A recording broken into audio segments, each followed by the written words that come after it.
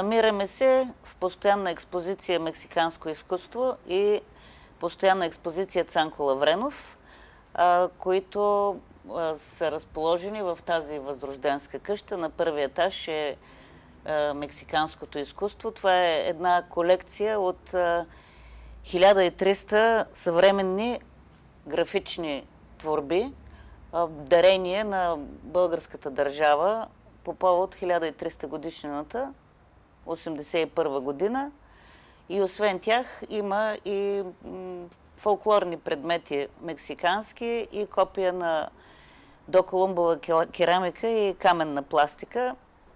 Мисля, че това е единствения по рода си в света подобен музей, тъй като, ровейки се из интернет и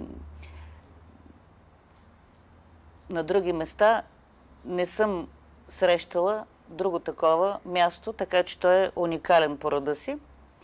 А на горния етаж се намира постоянната експозиция Цанко Лавренов, който също е единствен по рода си в България и имайки предвид и уникалността на самия Цанко Лавренов, нашия музей, нашата галерия също представлява един интерес за всички посетители.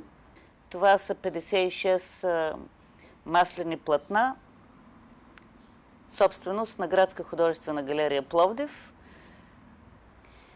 Специално, що се отнася до нощта на музеите и галериите, по същото това време в къщата ще има, освен постоянните ни изложби, и 3 изложби от есенни национални изложби на двора на Бисер Дамянов живопис и на Атанас Москов скулптура, и долу в изложбената зала рисунки и живопис на Десислава Минчева.